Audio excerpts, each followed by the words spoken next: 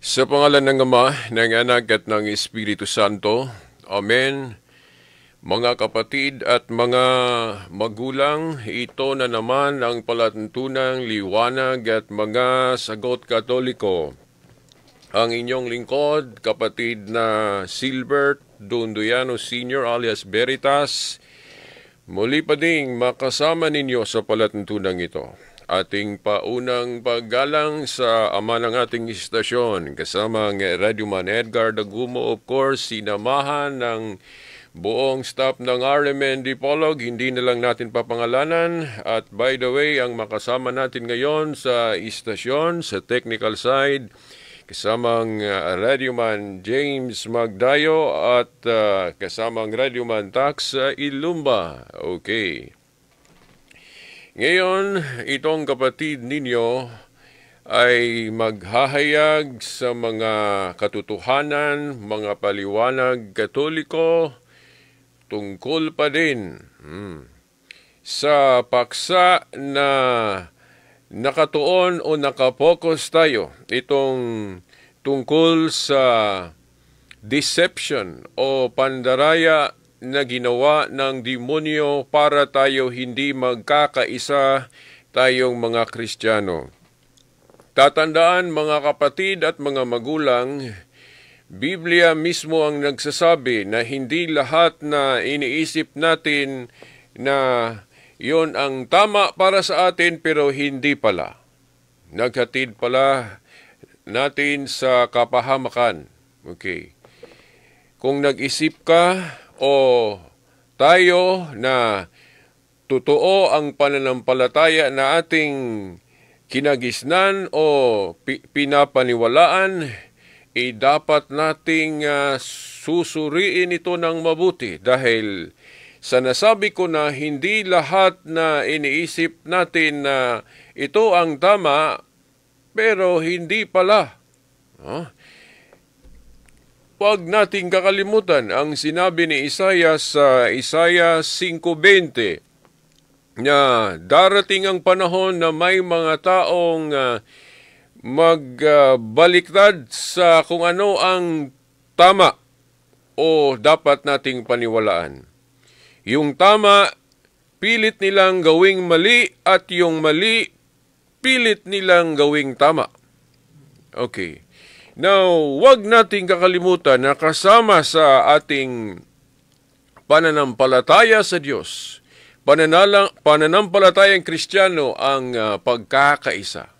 Kaya nga, sa last program natin, tinanong ko sa inyo kung okay ba lang sa inyo ang nangyayari ngayon sa ating mundo na hindi tayo nagkakaisa sa pananampalataya. Meron pang nagsasabi sa akin na, Veritas, mali yung unawa mo na iisa lang ang church na tunay na tinatag ng Panginoong Jesucristo dahil may talata daw ng Biblia na hindi iisa lang. Binanggit daw ang salitang churches o mga simbahan, hindi isang simbahan lang. Okay, ito ang ating tatalakayin muna, no, bago yung pagtuloy natin sa hindi pa natin tapos na paksa. Bakit ba may talata sa Biblia na binanggit ang salitang churches o mga simbahan? Hindi simbahan o iisang simbahan. Ito kasi ang ginawang batayan ng isang miyembro sa CCF, yung Christ Commission Fellowship. Hindi ko lang papangalanan ang pangalan niya dito sa ating palatuntunan, pero dapat nating talakayin ito dahil baka yun din, itong paksa din na ito ang ma-encounter ninyo para malaman ninyo kung ano ang paliwanag katoliko nito. Dahil ang side kasi natin sa paniwalang katoliko, yung tinatag ni Kristo na simbahan o iglesia, iisa lang. Hindi po marami. Ang ginawang batayan natin, ang dami. Isa dito ang Mateo 16:18 nang sinabi ni Kristo kay Pedro sa pagtatag niya sa simbahan o kaharian niya, ang sabi niya kay Pedro, Pedro, sa ibabaw ng batong ito, simulan o tatagin ko ang aking iglesia. Aking, hindi mga iglesia. Hindi mga iglesia ang sinabi niya. Ang aking iglesia. Singular. Iisa lang. Hindi po marami ang iglesia o simbahan na tinatag ng ating Panginoong Jesucristo. Iisa lang. Pero bakit may mga ilang talata sa Biblia na binanggit ang salitang churches? Churches of Christ, for example. Depende sa salin. Sa Roma 16:16. Yung ginamit ang salitang mga iglesia ni Kristo o churches of Christ. Plural. Bakit plural? Dahil kung babasahin natin ang Mateo 16:18, pinahiwatig ni Kristo na iisang iglesia o simbahan lang. Pero bakit may talata na sinabing churches o mga simbahan? Mga kapatid at mga magulang, ang churches na binanggit, referring ito sa yung chapters o yung mga, ano ba yun sa Tagalog, yung bahin o mga parts. Ang iglesia o simbahan kasi ng Panginoong Jesucristo, iisa lang. Pero hinahintulad ito sa isang katawan ng tao na iisang tao lang pero may iba't ibang bahagi. Halimbawa, isang bahagi sa isang katawan ng tao ay ang ulo. Di ba? At ang kamay, iba din yung kamay. Okay, yung paa. Okay. Tiyan. Okay. So, ang isang tao, iisa lang, pero binuo ng mga sangkap. Ito ang ibig sabihin ng Biblia kung bakit iisa lang ang simbahan, pero may mga mabasa tayong salita na binanggit churches. Yung churches na binanggit, yung parts. Bahagi sa iisang iglesia o simbahan. Halimbawa, may simbahan dito tayo sa Dipolog, o Diocese of Dipolog. At iba din yung Diocese of Manila. Yung sa Rome. Kapag banggitin natin ito lahat, masabi natin ang salitang churches. Pero hindi po ito ibig sabihin na ibang pananampalataya magkaiba. Yung simbahan dito sa Dipolog at yung Catholic Church din sa Manila at Cebu, iisang pananampalataya lang. Hindi po yung mga simbahan na magkaiba ang paniniwala. Dahil salungat ito, kapag unawain ninyo yung churches na binanggit, hindi po nagkakaisa sa pananampalataya. Hindi po ganon. Hindi po ganon. Yung churches na binanggit, referring to ito sa chapters o mga bahagi sa iisang simbahan na sinimula ni Kristo. Na ang simbahang ito, may leader ito, may puno ito, na una, ang pinili ni Kristo ay si San Pedro, yung Vicar of Christ, yung natalakay na natin na paksa, na ang iisang simbahan o iglesia na sinimulan ni Kristo ay may vicar siya na pinahiwatig niyang si Pedro. Okay. So, yun. Ang sagot kapag maka-encounter kayo sa objection o tanong na ito, kung bakit may talata sa Biblia na nagsasabing churches o mga simbahan. Ang mga simbahan na tinukoy dito, hindi po ito ibig sabihin na maraming simbahan ang itinatag ni Kristo. Iisa lang. Yung mga simbahan na tinukoy, yung mga localities ito, yung mga chapters, bahagi o kabilang. Dahil ang isang simbahan kasi na tinatag ni Kristo, hindi po ito naka-establish lang sa isang bansa o isang lugar. Naka-establish din ito sa iba-ibang mga lugar dahil universal kasi ang simbahan. Di ba? Ibig sabihin, nang na-extend ito, naabot din ito sa ibang mga bansa, so may simbahan na din doon. O may mga converts kasi sa ibang mga lugar, kasi universal kasi. Yun. Hindi po masabi o hindi po dapat unawain itong yung Catholic Church and then yung ibang simbahan naman na hindi naniwala sa Vicar of Christ na yun ang posisyon ng Santo Papa. Hindi po natin masama yung mga simbahan na nag-against o tutol sa iisang simbahan na tinatag ng Panginoong Jesucristo. Dahil bawal kasi ang watak-watak sa pananampalataya o yung pagkabahabahagi. Bawal yun, mga kapatid at mga magulang. So yun, no? Yung churches na binanggit, bahagi iyon sa iisang simbahan na tinukoy ng Biblia o sinimula ni Kristo. Uulitin natin, ang simbahan kasi o iglesia kasi na sinimula ni Kristo, hinahintulad ito sa iisang katawan ng tao. Iisang katawan ng tao pero may mga bahaging magkaiba. Ulo, kamay, tiyan, katawan, paa, mata, okay. Mga bahagi, iba-ibang bahagi na nagsisilbi sa iisang katawan. Yon. Iisang simbahan lang ang itinatag ni Kristo, pero dahil i-extend ito sa iba-ibang lugar, so magamit natin ang salitang plural, Churches of Jesus Christ, na nandun sa Amerika, nandun sa Roma, sa Jerusalem, ano-ano pang mga lugar na naabutan ng iglesia. Hindi po ito unawain na yung mga churches na iba-iba ang sinusunod na pamamahala. Hindi po ganon. Division ito at salungat ito sa aral na tinuro ng Panginoong Jesucristo na walang pagkakaisa. Kaya nga, yung CCF na nakausap ko, dahil ginawa kasi niyang justification yung churches, na kabilang daw sila, dahil churches daw ang binanggit sa Biblia. Tama, may mga ilang salita na ginamit ang salitang plural, churches, pero hindi po ito ibig sabihin na ang pamamahala na sinusunod sa mga churches na ito iba-iba. Hindi. Dahil ang sinabi sa Biblia, isang kawan at isang pastol.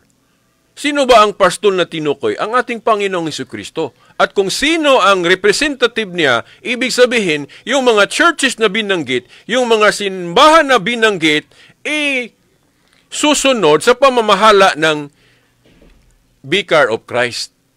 Sino ba ang Vicar of Christ o representative of Christ?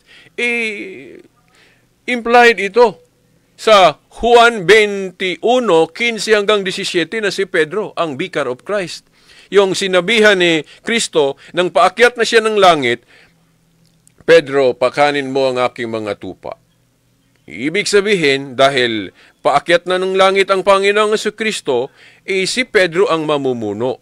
So yung posisyon o tungkulin ni Pedro ang dapat nating pagkakaisahan. So kung ang simbahan mo hindi sumailalim sa pamamahala sa tungkulin ni Pedro na sinusunod ng mga Santo Papa, hindi ito kabilang. Hindi ito kabilang. Pero sa malalim na pag-uunawa sa kaligtasan natin, ibang paksa din ito kung may mga hindi Katoliko na mabubuti naman ang mga gawa, hindi lang nila alam ang buong katotohanan na ang simbahang Katoliko, ang original church na sinimulan ni Kristo, pwede natin magamit yung argumento ni Saint Ambrose na yung mga hindi Katoliko o hindi napaani visibly o hindi makikita natin sa loob ng simbahan na Katoliko, pero ang kanilang mga gawa hindi naman masama, unawain nating o isipin nating kabilang din sila sa simbahan invisibly. Yung mga invisible members ng Katoliko na ang nakakaalam nito ng hindi magkakamali, kung sino-sino sila, ang Diyos lang. Dahil hindi naman nangangaral ang simbahang Katoliko na dahil nag-claim siya na tunay na iglesia o simbahan, sasabihin na niya na wala nang maligtas sa ibang mga paniwala o ibang mga relihiyon. Depende kasi ito, case-to-case basis. Dahil merong mga nahiwalay sa tunay na simbahan na hindi nila alam na nahiwalay sila sa tunay na simbahan. No? Yung may dialogue dito sa istasyon, na explain o napaliwanag ko na ito sa salitang Bisaya. O hanapin nyo lang kung gusto ninyong mapakinggan din, no, sa salitang Bisaya, especially kung makaintindi kayo sa salitang Bisaya. Natalakay ko na ito. Dahil ang tunay kasi na nalabas sa tunay na simbahan o iglesia ay yung mga nakakaalam sa tunay na simbahan at hindi nagpaanib. Yung mga nasa labas na kahit alam nila na ang simbahang Katoliko ang tunay na simbahan, pero pilit nilang hindi umaanib nito. Hindi sila makiisa sa tunay na sinimulan ni Kristo. Pero kung hindi nila alam, nadaya lang sila sa paniwala nilang kinagisnan, hindi nila yung intentional ang kamalian nila, ma-cover sila, mapabilang sila sa mga maligtas sa dasal ng Panginoong Jesucristo na Ama. Patawarin ninyo sila dahil hindi nila alam ang kanilang mga ginagawa. Ibig sabihin, yung mga ignorante, yung mga inosente sa buong katotohanan, na nahiwalay sila sa tunay na simbahan pero hindi nila sinasadya. Yung tinawag nating honest mistake. Honest mistake kasi hindi ito requirement na maging guilty ka. Yung guilty, yung alam ang katotohanan pero ni-reject nila ang katotohanan. Yun, no? Mahirap ko itong mapaliwanag sa salitang o sa wikang Tagalog, dahil Tagalog kasi ang programang ito, no? Liwanag sa pananampalatayang Katoliko. Sa Bisaya na paliwanag ko ito ng maayos. Okay. Kasi sa Tagalog, hindi pa ako bihasa, no? Hindi pa ako eksperto sa Tagalog, kaya nahihirapan akong ipaliwanag ito sa Tagalog. Pero sana na unawaan ninyo, no? Kahit na hindi pa tayo expert, no, sa salitang Tagalog. So yun na, no? Ang pandaraya kasi na ginawa ng demonyo, paisipin niya tayo ng mali. Na sa akala natin tama tayo, pero hindi. No? Ito ang clue. Kung nasa isip mo na tama ang paniwala mong kinagisnan at hindi tinuro sa paniwala mo na yung tungkulin ni Pedro ang dapat nating pagkakaisahan, ito na something wrong sa paniwala mo. Dahil ang linaw kasi sa Biblia na sa lahat ng mga apostol, kay Apostol Pedro ipinagkatiwala ni Kristo ang pamamahala sa iglesia. Huwag niyong kakalimutan ang batayan ng Katoliko nito. Yung Juan Kapitulo 21, 15 hanggang 17. Nang paakyat na si Kristo ng langit, si Pedro ang kay Pedro ipinagkatiwala ng Panginoong Jesucristo ang simbahan, na sa kaniyang pamumuno tayo dapat magkakaisa. Kaya nga, nang nabakante ang tungkulin ni Pedro, dahil namamatay kasi siya, namartir kasi siya doon sa Roma, sino ang pumalit sa tungkulin niya? Kung sino ang pumalit sa katungkulan niya, sa tungkuling ito tayo dapat magkakaisa. So kung hindi ito ang nasunod natin, iba-ibang pamumuno ang sinusunod natin, halimbawa yung pamumuno ng mga executive minister ng INC, no? Hindi iyon ang dapat nating pagkakaisahan. Yung kay Kibuloy at ano-ano pang mga simbahan ngayon na hindi sumapailalim sa tungkulin ni Pedro na sinusunod ng mga popes natin. Ano ba yun sa Tagalog? Yung paglubog, para hindi maging malinaw ang katotohanan sa ating mga isipan, para tayo hindi magkakaisa. Kaya, ang daming mga ginawa niya para maisip natin na ang tama ay maging mali sa ating isipan. Ako, example, no?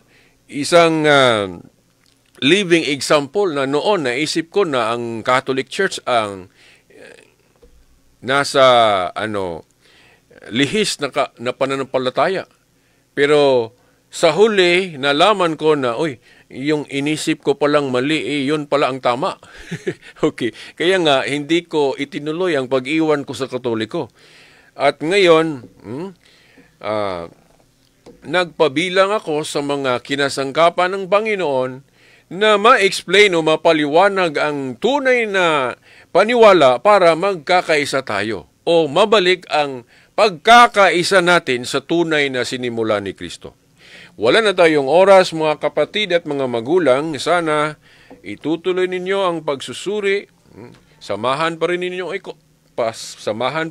ako sa susunod na linggo, no, sa ating palatuntunan. Okay, sa ngalan ng Ama, ng Anak at ng Espiritu Santo. Amen.